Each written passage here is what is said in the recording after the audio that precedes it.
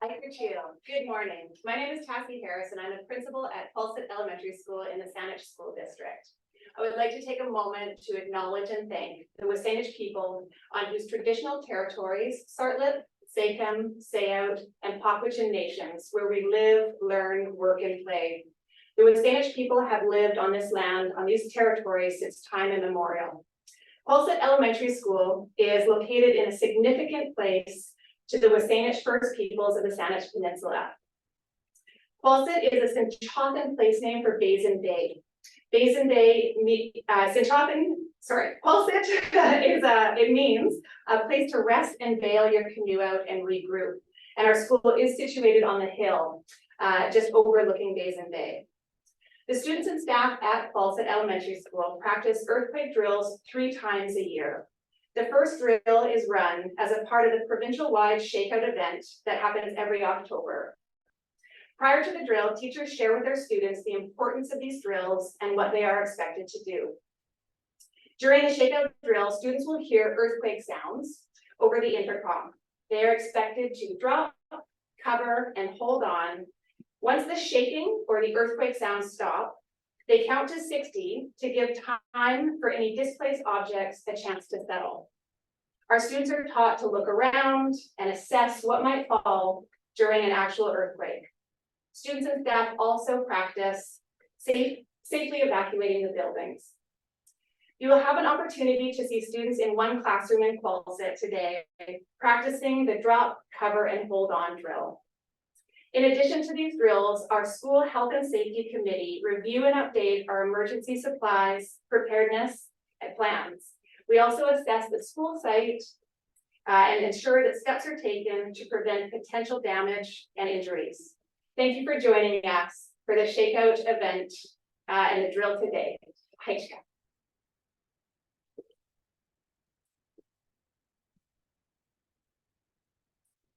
Thank you so much, Principal Harris. Welcome everyone. Good morning. My name is Taryn Moore. I'm a director with the BC Earthquake Alliance, and I welcome you to today's event. Firstly, my hands are raised today to our hosts, Tassie Harris, Principal, KELSET Elementary School, and Nadia Placentin, Vice Principal. Aisha, thank you for your welcome and open hearts as we safely gather this morning in North Saanich, a few of us braving the rain and being ready for it. And also gathering and connecting by a live stream. Isn't technology amazing? Next, on behalf of the BC Earthquake Alliance, I want to thank our sponsors who generously support the Great BC ShakeOut Earthquake Drill, also known as ShakeOut BC. Without the support of our long-standing sponsors, the Great BC ShakeOut would not be possible. They are presenting sponsor, Insurance Bureau of Canada, who's unable to attend today, silver sponsors, Fortis BC, Michelle and Carmen are here today, and bronze sponsors, Health Emergency Management BC and BC Hydro. This year, we also express gratitude to our English television sponsor, Global BC, and the BC Earthquake Alliance funders and partners who also contribute to our expanded work to increase reach to underserved communities. And especially we celebrate the volunteers who make up the organizing committee for today and their organizations for contributing their time, passion, and knowledge to support this year's event and every year since 2010. And of course, most importantly, are the participants. At present, almost 700,000 British Columbians. It's truly an honor to MC this event for 2023. Today, for a few moments, we gather to demonstrate our commitments towards earthquake resilience. We gather to share knowledge, show strength, and give our humble respect for the risk of living on and with this land. These risks have been here since time immemorial. In response to today's risk realities of multi-generational trauma, climate change, pandemic, wars, opioid, and mental health crises, the fear, anxiety, and trauma that results from these risks. It's extremely important to take opportunities to demonstrate our resilience together. Action empowers people to take action, and it makes us feel good. By taking 60 seconds to be alert and be ready, we combine the mind's ability to imagine future risk and the body's kinetic memory to practice what has been proven by engineers, scientists, and public safety officials to be the best general guidance for people to take in the event of an earthquake. While each situation is different, our best course of action when the ground starts to shake is to drop, cover, and hold on. Or in some cases, to take appropriate adaptations. But for most of us, this means dropping to the ground to prevent falling to the ground, to take cover under something sturdy, and cover your head and neck to protect yourself from falling objects, because almost 50% of injuries are from falling and projectile objects. And then to hold on to the object or yourself until the shaking stops. And next, be aware of your surroundings. The context has changed, and calmly plan your next best response action. And then share with your family and friends. After the drill, we ask that you do one more thing today that will improve your earthquake readiness. Maybe it's removing the picture frame from above your bed, or taking a sturdy pair of shoes and putting them underneath your bed along with a flashlight. Then talk to your loved ones and neighbors about what your earthquake plan is. It's not a matter of if, but when, so let's be ready. 20 years ago, I became a newcomer to this land, Lekwungen in Sinchothan territory, having been born and raised in the fires and floods of Trepmic territory in the interior of BC. I'm a settler to British ancestors on my grandmother and grandfather's side. And today I speak to you wearing a few hats. I'm the drill MC for today, and I'm a volunteer member of the board for the not-for-profit Society of the BC Earthquake Alliance. And we're focused on building a culture of earthquake and tsunami preparedness in British Columbia. The ShakeOut BC Earthquake Drill is our largest annual event, and the Alliance has other activities ahead to help individuals, communities, and organizations deepen their preparedness. You can talk to me afterwards if you'd like, and I've also acknowledged other colleagues, including Jocelyn and other planning committee members, and we'd be happy to take any questions afterwards, and also Alison Bird. The Great BC Shakeout is an earthquake drill that takes place annually on the third Thursday of October, and the website that accompanies the drill is a wealth of information for tips about the drill, to drop, cover, and hold on, and it lasts about 1 minute. After the drill, we'll open the floor to questions and discussion from those present until approximately 11 o'clock. This year, this week has been proclaimed Shakeout Week by the province of BC, and this proclamation underscores the importance of Shakeout earthquake drill and the importance of communities, individuals, schools, and workplaces modeling, promoting, and teaching safe behavior. For those who have not yet signed up, you can still go online all week and register your commitment to practice the drill. And each year we select a theme for our drill, and later Alison Bird will be speaking to earthquake early warning technology. This was the theme chosen this year by the ShakeOut committee. So before we move to our next, to the drill itself, I'd like to thank you for your presence, your attention, and for your participation. Thank you.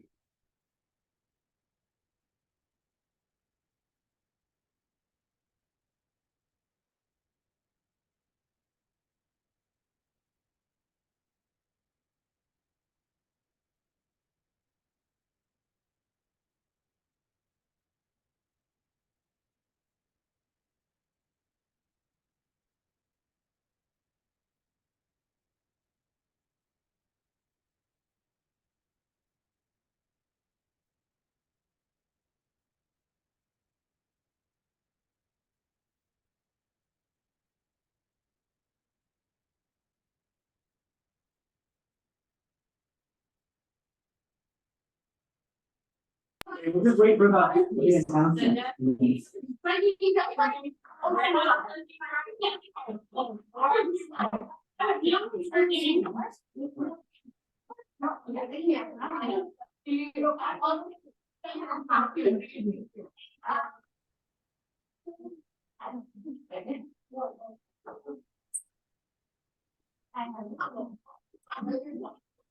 yeah.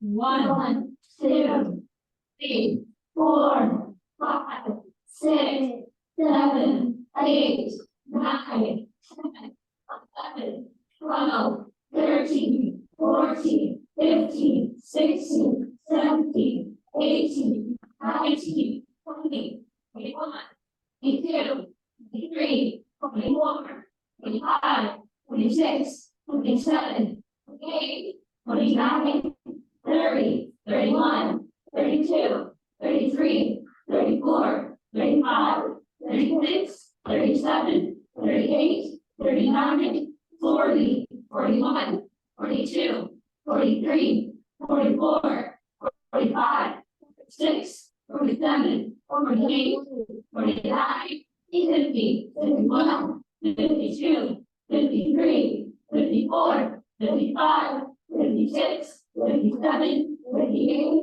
59, 60, 60. Slowly come out. Make sure that you're looking for any capacity potentially filled already. Right? That is the completion of our earthquake drill today. Please speak with your teachers and be brief. Thank you. Okay, that was a lovely job, Division 14. You quickly and quietly made it under your desks. You were holding on, make sure that your neck was gently covered, right? So it's really important that we do protect our necks because they are a vital part of our bodies, okay? I really liked how you came up slowly. You were looking, if this was a real earthquake, things could still be falling around us. So I really like that you took your time to get up. You were cautious, and then you quietly sat back down and you looked at your teacher for instruction. So job well done. Very proud of you guys. Okay.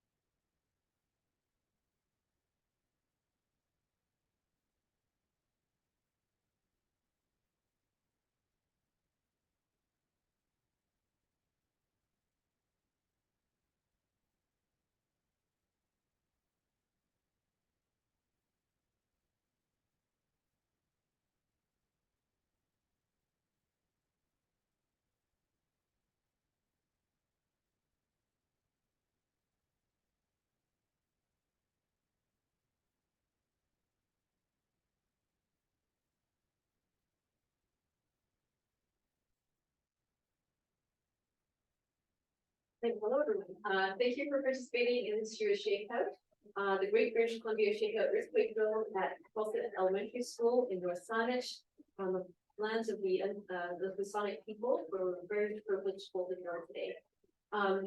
If anyone has any questions, who are either here or online, please do ask them. We have myself, Alison Bird, who's a big seismologist with Natural Resources Canada, and also a member of the organizing committee for the Great British Columbia ShakeOut. We have the principal of the school, Tassie Powers. We have Jocelyn Houston from the school district, and we have Michelle Patricia from Forest BC. So if anyone have any questions, please let us know. I have a question. Why do we drop, cover, and hold in an earthquake? Okay, the reason we drop, cover, and hold on in an earthquake is to protect us from falling debris. The vast majority of earthquake injuries that happen in North America are due to objects falling, ceiling fixtures, lights, things like that, off shelves, out of cupboards. And by getting underneath something, you're protecting yourself from that falling debris. If you can't get underneath something in the room you're in, you get against an interior wall, away from windows and other hazards. You squat down, you cover your head and neck. and this is the safest response to earthquakes. A lot of people think you need to get into a doorway. This is a very, it used to be what was recommended, but we realize now many doorways are not structural, they don't provide any protection, and doors can slam very violently due to the strong horizontal forces. What do you do after an earthquake? After an earthquake, as you probably heard, the children were counting to 60. This is to allow objects to settle that may be disturbed by the earthquake. You then carefully look around yourself because you might, your environment, as Taryn said, may have been altered by an earthquake. You look for hazards, you slowly get out from underneath your your cover, and you go out of the building to make sure that everything is safe before you spend any more time in the building. Of course, if you're along the coastline and it's shaking is strong enough that it's difficult to stand or it lasts more than a minute, that's strong enough that a tsunami may have been generated. So it's a good idea to get up and away from the coast. Thank you. Can you tell us about the earthquake early warning system? Yes, so the earthquake early warning system, I'm very excited about. I'm working on that at Natural Resources Canada. We're developing a new early warning system for at-risk regions of the country. So Western British Columbia, Eastern Ontario, and Southern Quebec. This system will be going live next year, and it will be alerting people and systems that an earthquake has just been detected, strong shaking is imminent, and they need to take protective actions. This system can give seconds to tens of seconds of warning. It's not a lot of time, you can actually do a lot within those precious seconds to greatly reduce the impact of an earthquake. So for instance, the system can trigger automated response technologies to do things like open fire hall and ambulance bay doors so they don't get jammed shut. The vehicles can still get out. Closing valves so you're protecting your water sources and you're also protecting the environment from hazardous chemicals. You can sound alarms, say in hospitals, so that the doctors know to stop surgery, protect the patient, and then stopping trains, diverting planes from landing, preventing cars from going onto bridges or into tunnels. All these little things you can do that greatly reduce the impacts of earthquakes, especially in terms of injuries. And of course, public will be alerted through the National Public Alerting System on their phones, their TVs, and their radios. And this will alert them that they need to protect themselves. So just drop cover, hold on. So if you feel shaking or you receive an alert, drop cover, hold on to your best bet. Thank you. Welcome. Are there any questions from online? Not that I can see so far. I have a question. What about tsunamis and the threat of the risk of tsunamis after an earthquake? Yes, so as I said earlier, if it's shaking strong enough that it's difficult to stand or the shaking lasts more than a minute, that is your warning. The alerting system that we have for tsunami is for tsunami from distant earthquake. So those earthquakes you don't feel, and the tsunami takes some time to get to, usually a few hours. Whereas our tsunami that's generated locally, it takes too long to analyze the data and be certain that there is a threat. So if you feel that strong shaking and you're at the coastline, it really is best to get inland enough. Or if you can't do that, then get up in a sturdy building. A lot of people have escaped being caught up in a tsunami by just going upstairs. It's a very effective means. And another question, what can people do before an earthquake to prepare their homes or offices? Well, that's a great question. There are a lot of things that are easy to do to make yourself safer from an earthquake. You can strap your tall or heavy furniture and appliances to studs so they don't shift around and hurt you in an earthquake. Storing heavy items down low so that they don't hit you in an earthquake. And then having, as Sharon Moore said earlier, you put a pair of sturdy shoes and a flashlight under your bed, because if the earthquake happens at night, it's going to be dark because there won't be probably any electricity afterwards, and there's going to be broken glass and other debris. You don't want to be walking on your end of slippers. So having that ability to see your surroundings and protect your feet are huge benefits. Having that plan with your family, with your colleagues, with your schools, having a kit both at home and maybe a grab and go kit in your car is super helpful. And think about what you want to put in your kit, because you want to think of every member of your family, including your pets. Want to make sure that the food that's in there is something you want to eat, if you've been through the upset of an earthquake, you may want to comfort yourself with some of your favorite foods. I personally like spicy foods, so I have Indian curries and chili peppers in my kit.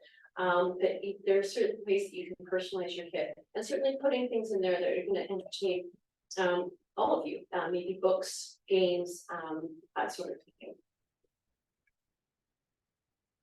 Oh, and having, of course, 4 liters of water per person per day for hygiene and for consumption. One more question. No more questions? Okay, well, thank you very much for joining us for the Great British Columbia Shakeout. And if you didn't practice, you can, it's certainly not too late. Please do practice. By practicing physically, you create that muscle memory so your body takes you to a safe space during the earthquake. Thank you.